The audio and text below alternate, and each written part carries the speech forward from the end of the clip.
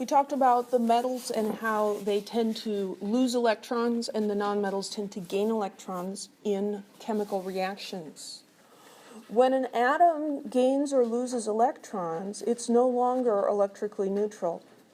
In a neutral atom, the number of protons, which have the +1 charge, and the number of electrons that have a -1 charge are equal. If we lose or gain electrons now, we have an atom with a charge on it, and we call those ions. So an ion is an atom that has gained or lost electrons. Positive ions are called cations. Negative anions are called anions. And you need to keep those straight. Well, I like cats. I have positive feelings for cats, so that makes it easy for me to remember that cations are the positive ions. Now, how would an atom become a positive ion? Would it gain electrons or lose electrons? Lose. So this happens by losing electrons. Electrons are negative, and so then they give us all those same issues that negative numbers give us. Negative ions are called anions, and anions happen by gaining electrons.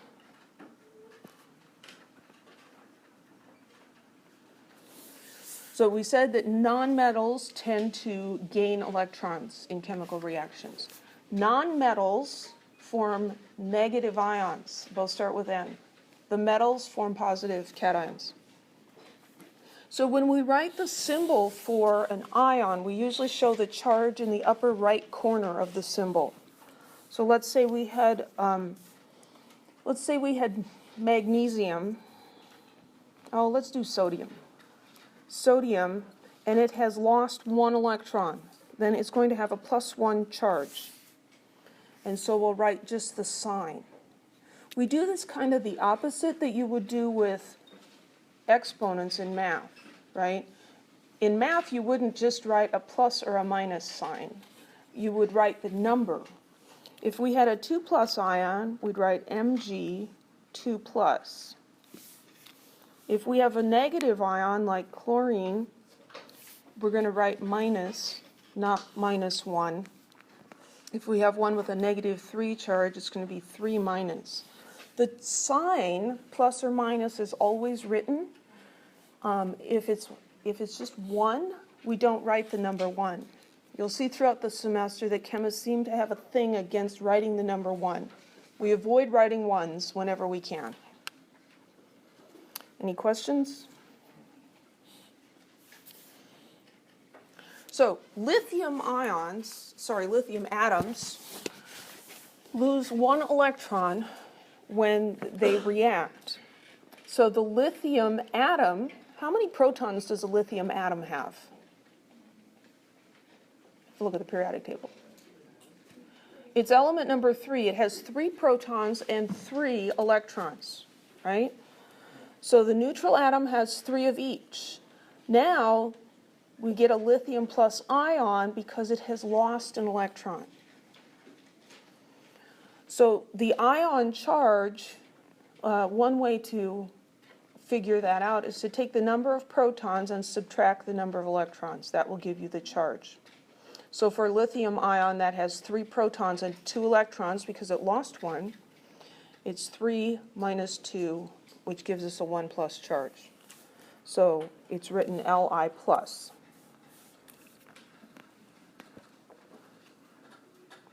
That was supposed to be a dot.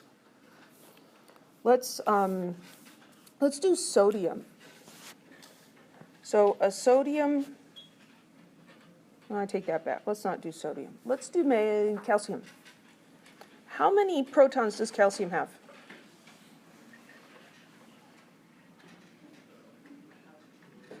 What number is above Ca? 20. 20 protons. How many electrons? 20. Same number. So that's the neutral. Now if I tell you it lost 2 electrons, how many does it have then? 18. So now it's got 18 electrons. So I've got this ion. Get rid of that guy. Well, what's the charge? The charge is going to equal the number of protons, 20 protons, minus 18 electrons, which gives us 2. So calcium that has lost 2 electrons is going to be a 2+ ion.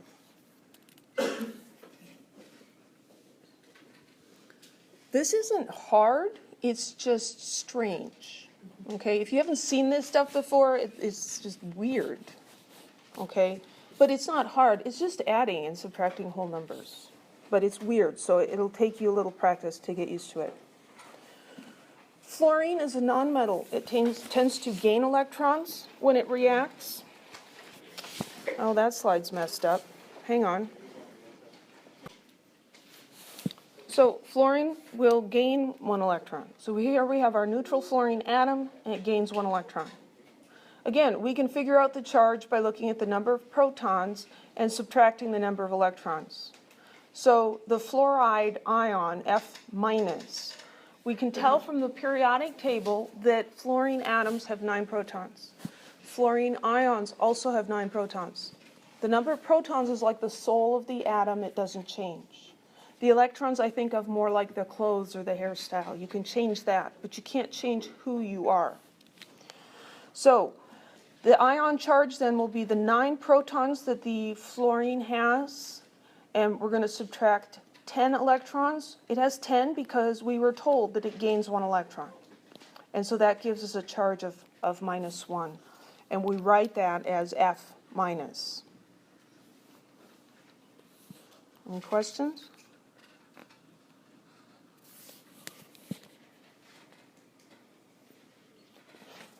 Okay, so here's an exercise. Determine the charge of each ion. A nickel ion that has 26 electrons. Well, first thing is we need to know what the symbol for nickel is. Good guess would be Ni, first 2 letters. We need that because we have to look at the periodic table and see how many protons does nickel have? 28. So we got 28 protons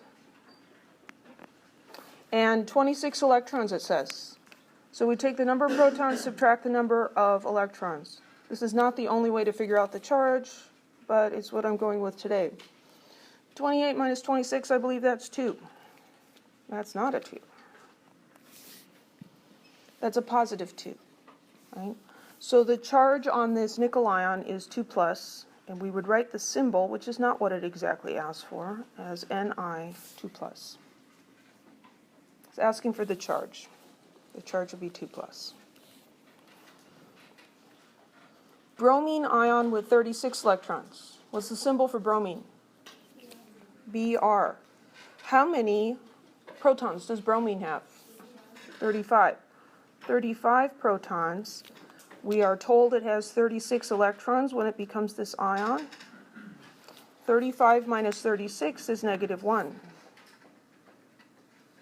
There's an extra electron. This has a -1 charge. If we're going to write the symbol, Br-. A phosphorus ion with 18 electrons. What's the symbol for phosphorus? P. How many protons does a phosphorus atom have? 15. It's the number on the periodic table above the symbol P. 15 protons, subtract 18 electrons.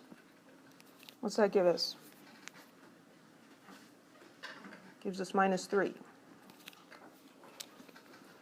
So the charge is -3. If we're going to write the symbol, it's P3-. Because this is chemistry saying phosphorus ion. Math would have P-3, and that would be some variable raised to the -3rd power, right? I don't know this for sure, but I like to make up reasons for things. It seems reasonable to me that we did it opposite intentionally so that it wouldn't look like a variable raised to a negative exponent. So the number comes first and then the sign, and we always write the sign, plus or minus. Here's another one. Find the number of protons and electrons in the S2- ion. Well, how do we figure out how many protons there are? We look at the periodic table, right? We find sulfur S16. So the periodic table tells us there's 16 protons. 16 protons, yes. Now, there's a couple different ways you could think about this. We could do what we've been doing, where we took the number of protons minus the number of electrons equals the charge. Well, here we have the number of protons, 12 protons minus, we don't know how many electrons, equals, the charge is -2. So how many electrons must there be? 18. That's one way to do it. The other way is to say, well, I've got 16 protons. Overall, I have a -2 charge. Did I gain 2 electrons or did I lose 2 electrons? The electrons are negative in charge. I must have gained 2 electrons, so 16 plus 2 is 18. I really don't care how you get to that result, as long as you're not consulting your neighbor or the internet on an exam, as long as you can think about it and get the right answer. Any questions?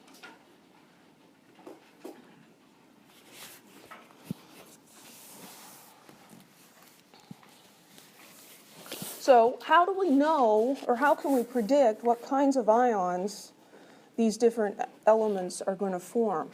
The main group elements are quite predictable. And so the number associated with the letter A gives us the number of valence electrons for the elements in that column.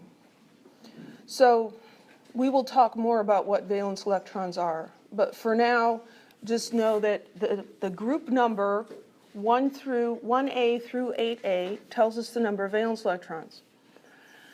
Main group elements tend to form ions that have the same number of valence electrons as the nearest noble gas.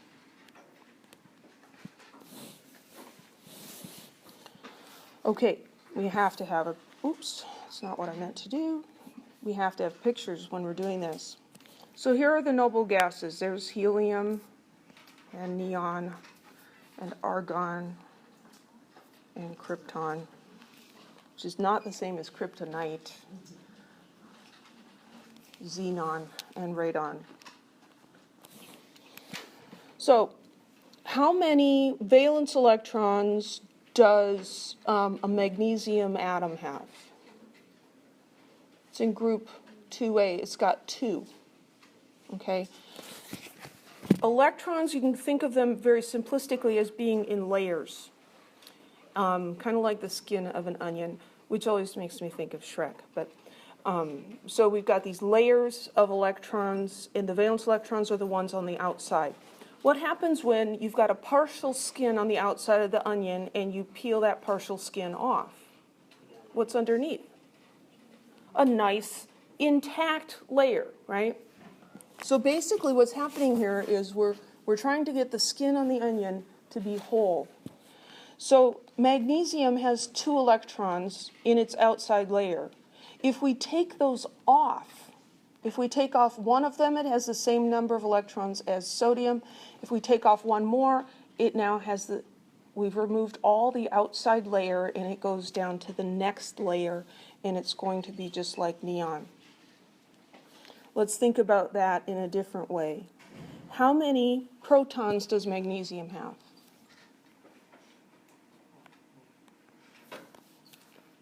12. Don't be shy. How many electrons does a magnesium atom have? 12. Okay, what's the noble gas that's closest to magnesium in terms of number of protons? Neon. It's got 10, right? Neon has 10 protons and 10 electrons. We'll find out later that that's kind of a magic number. So magnesium wants to look like neon. The electrons are on the outside. This is like the kid that goes to high school and his mom made him wear this dorky sweater because she thought it was cold. But he wants to look like Neon, who's on the baseball team and is cool, you know, and the cheerleaders actually look at him. So what's he going to do? He's going to ditch that sweater as soon as he gets out of sight of mom, right? Magnesium's sitting here thinking, if I looked like Neon, I'd be cooler. But I've got too many electrons. So he's going to react in a way that he can get rid of 2 electrons. Well, if he gets rid of 2 electrons and only has 10 electrons, what charge does it have now? 2 plus. So this is magnesium 2 plus. So all of the elements in group 2A, these metals, they will all lose 2 electrons and form a 2 plus ion.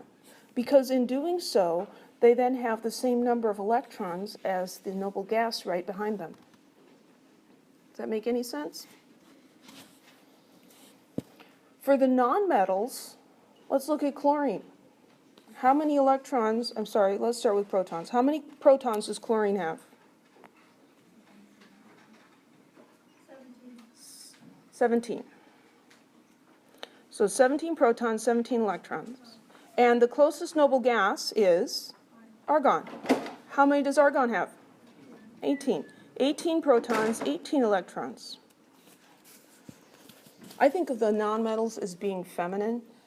And so chlorine's looking at argon, and argon's wearing a really cute scarf. And chlorine's like, man, I'm okay, but I'd look so much cooler if I could just get a scarf like argon's. So she's going to put on an extra electron to look like argon. Does chlorine become argon? No, the number of protons doesn't change. But on the outside, it looks more like argon.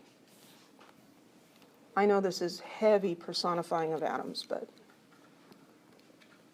that's what happens. I have this fantasy land called Chemistry Land.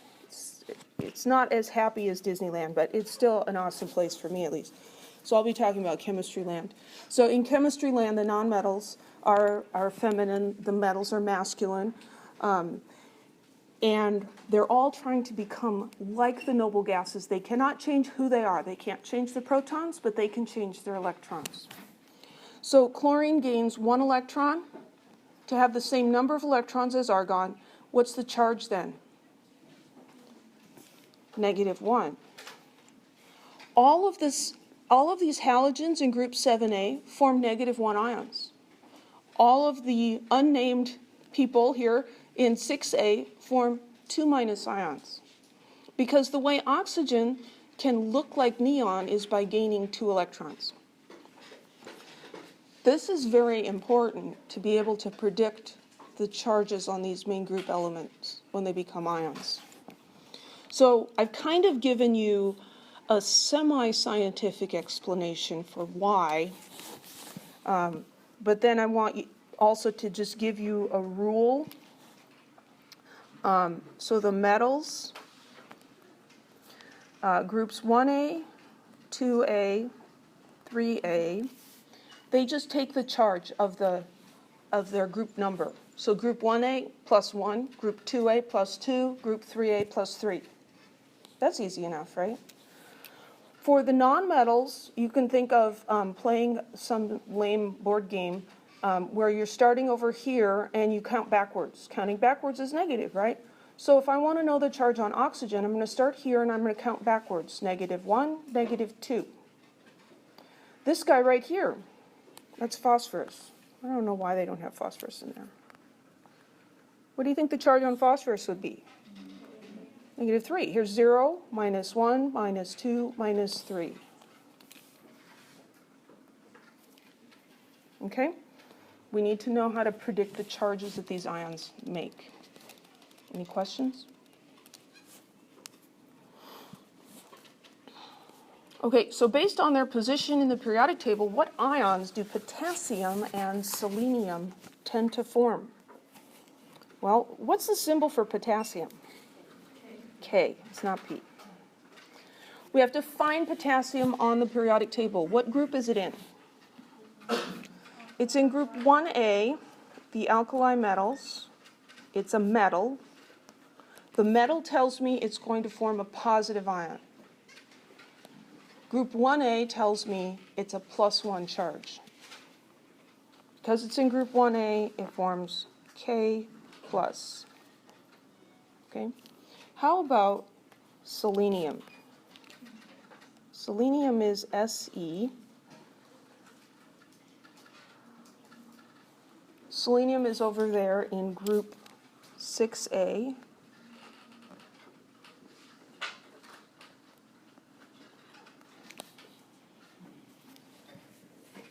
What do you think selenium does? Is it a metal or a nonmetal? What side of the line is it on? It's a nonmetal. It's going to form a negative ion. Nonmetals form negative ions. Do the counting backwards thing. Krypton is 0, bromine's -1, selenium's -2. So it's going to form a 2- ion. Any questions? This is one of those things that messes students up. It requires some practice. Yes? So if it's a non-metal, it'll be an anion? Yes. Nonmetals form anions that are negative. Okay. And metals form cations that are positive. Okay. Yep.